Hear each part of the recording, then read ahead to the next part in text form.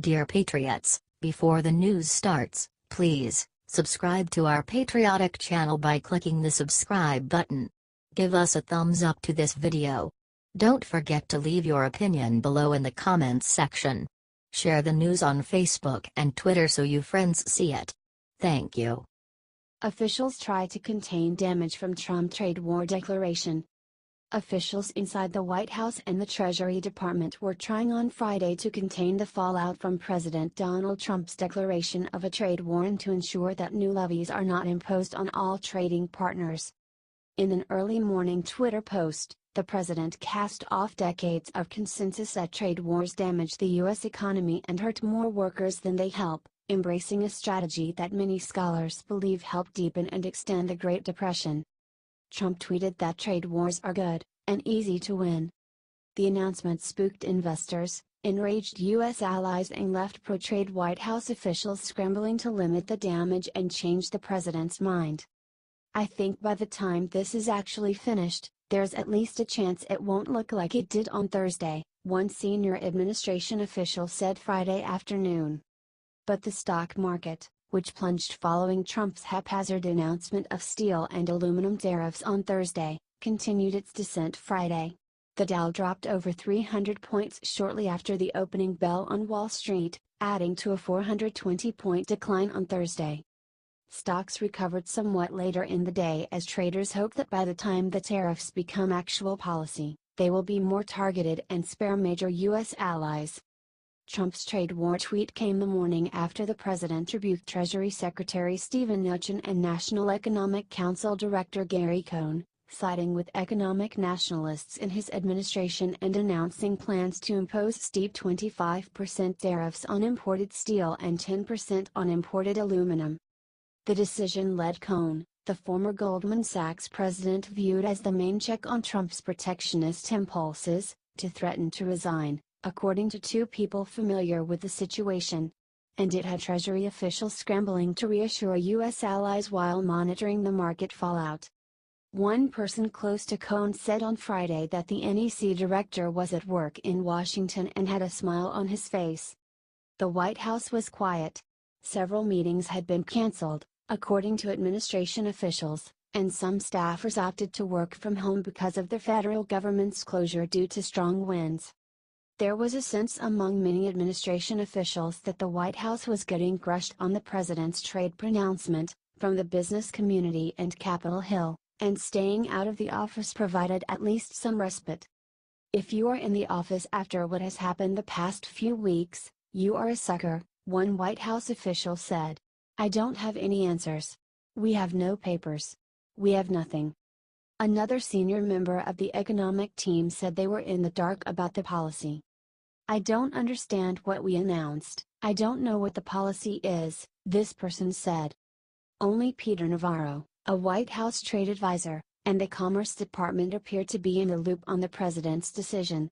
Commerce Secretary Wilbur Ross, a billionaire, took to CNBC on Friday morning to defend the policy, holding up soup and beverage cans to argue that the increase in consumer prices from the tariffs wouldn't be so bad. Still, it felt to many inside the administration as if the president had stirred up a potential trade war and then suddenly exited Washington on Friday to attend the funeral of Billy Graham in North Carolina before heading to his Mar-a-Lago estate in Florida. The formal declaration of tariffs and Trump's robust embrace of trade wars spooked investors who fear that while a few steel companies may benefit, consumers will face higher prices, trading partners will retaliate, and manufacturers who rely on imported materials, including the auto industry, could suffer, perhaps severely.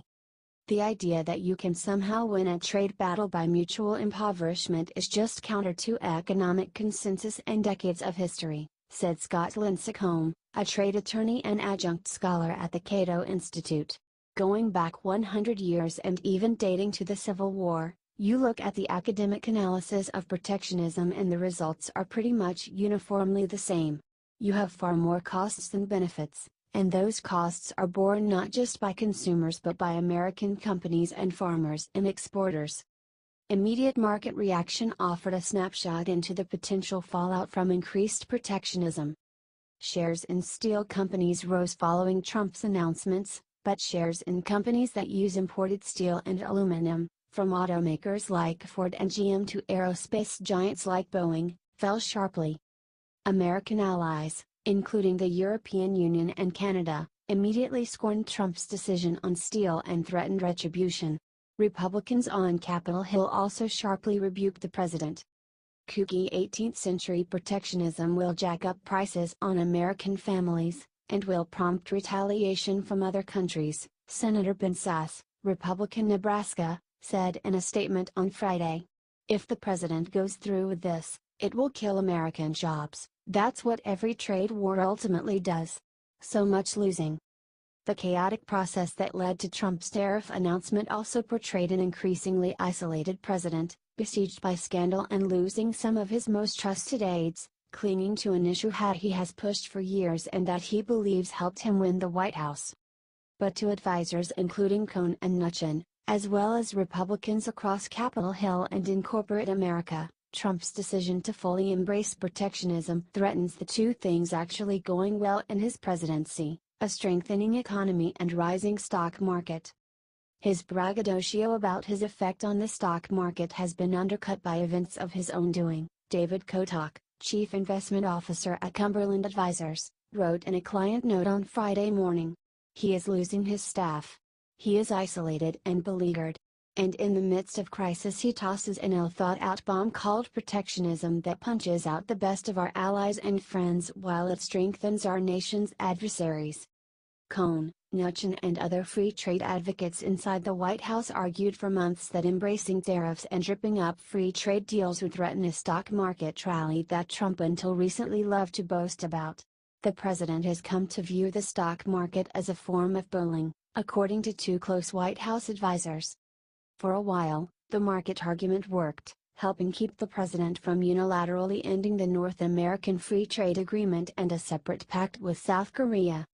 But at least as of Friday, it appeared the argument no longer swayed the president. Trump issued his latest trade war tweets even after the sharp market decline on Thursday. And White House Press Secretary Sarah Huckabee Sanders on Friday morning said the president was not worried about the market declines. The president's still focused on long-term economic fundamentals, she said. He is incredibly focused on the American worker. It's something that we have to have and something we need to have. Business coalitions outside the steel industry on Friday were gearing up to see whether they could carve out exemptions to blunt the impact of the proposed tariffs by excluding NAFTA or NATO countries, according to one Republican lobbyist, or create exemptions for products not currently manufactured in the U.S.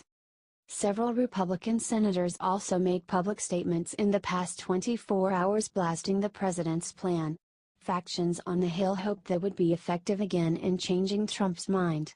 When he threatened to pull out of NAFTA, several key lawmakers involved in trade reached out to the White House and directly to President to nudge him off the idea, and they had success. But some White House officials worried they might not be able to talk Trump out of the tariffs idea. The policy process inside the White House broke down during this decision, and Chief of Staff John Kelly, although he has kept his job over the past few weeks, has been weakened. Given the president's mood lately and how much he really believes in it, I think we are past that point, one official said. The process broke down on this one, and all of us feel like we've gone backwards.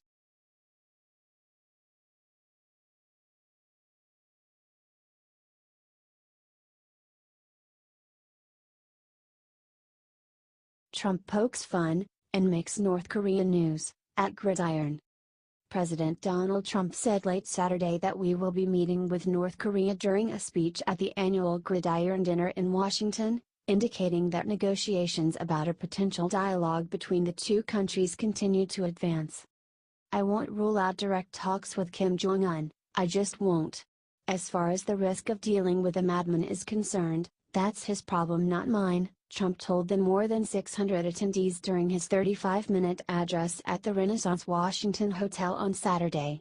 By the way, a couple days ago they said we would like to talk, and I said, so would we, but you have to denuke, you have to denuke. So let's see what happens, maybe positive things are happening, I hope that's true, we will be meeting and we'll see if anything positive happens. The White House did not immediately respond to a query as to whether the president was joking or not. The president has repeatedly indicated he's willing to negotiate with North Korea, though Vice President Mike Pence pulled out of a secret meeting with representatives of the regime at last month's Winter Olympics in South Korea. But for the rest of the speech, the president dove into his first appearance at a formal, insidery Washington event since his inauguration with gusto, making fun of himself. "I told them not to worry, nobody does self-deprecating better than I do," and a long list of others, including his wife Melania, his son-in-law Jared Kushner, his former top advisor Steve Bannon, senior Democrats and even Louise Linton, wife of Treasury Secretary Steven Mnuchin. On chaos in the White House, the president said, "So many people have been leaving the White House, it's been exciting and invigorating, I like chaos." So, who's going to be the next to leave? Steve Miller, or Melania? That's terrible. But you love me, right, honey? She said, "Behave." By the way, she has been an incredible first lady. He continued, "I want to apologize for running a little late, as Jared could not get through security." Trump said he calls Pence the apprentice, joking that the vice president wakes up every morning and asks, has he been impeached yet? Of his time as host of NBC's The Apprentice versus the White House, he said, "In one job I had to manage a cutthroat cast of characters, desperate for TV time, totally unprepared for their roles and their jobs and each week afraid of having their asses fired, and the other job I was the host of a smash television hit." On rumors Oprah Winfrey might be weighing a run in 2020, he said Oprah says she'll run only if she gets the go-ahead from the Almighty. "All right, Oprah, go ahead and run." Addressing his ongoing feud with California Democrat Representative Adam Schiff, "Leakin' Adam, that guy leaks more than anyone. He's on the phone so much he doesn't have any time. Hey, let's call these guys at Jeff Zucker's network." On how to reduce global warming, "We're going to reduce the carbon footprint when we travel by shrinking the press pool so we only have room for Sean Hannity, Lou Dobbs, and Judge Jeanine." Before Trump spoke, journalists and club members crooned out satirized show tunes that lampooned the White House and the past year in politics, including a number on Michael Wolff's best-selling tell-all book Fire and Fury, Inside the Trump White House, which depicted a White House in chaos. Fox News host Bret Baier sang about Special Prosecutor Robert Mueller's Russia probe in You Can't Hurry Bob to the tune of the Supremes' You Can't Hurry Love. The President and First Lady were flanked at the top table by Gridiron Club and Foundation President David Lightman and Kevin McClatchy, chairman of the McClatchy Company. Joining the first couple were top officials in America's armed forces, a bevy of cabinet secretaries including Commerce Secretary Wilbur Ross and Veterans Affairs Secretary David J. Shulkin, White House advisors Kushner and Ivanka Trump and White House Press Secretary Sarah Huckabee Sanders.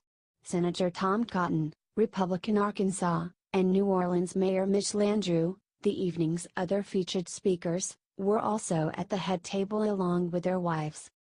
Attorney General Jeff Sessions, who was publicly criticized by the president this past week, was seated at the head table near Trump. Trump said he offered Sessions a ride to the confab, but he recused himself. Except Grover Cleveland, all presidents since 1885 have accepted the club's invitation to attend at least one of the annual dinners. Former President Barack Obama attended the Gridiron Iron Club dinner in 2011, 2013 and 2015. President George W. Bush attended 6 of the 8 dinners during his 2 terms. Trump skipped both the Gridiron Club and the White House Correspondents Association annual gatherings last year. Earlier Saturday, the president had tweeted, "Mainstream media in US is being mocked all over the world. They've gone crazy." He later jabbed at the media once more in his address before making his exit, to return to the White House. "This might be the most fun I've had since watching your faces on election night."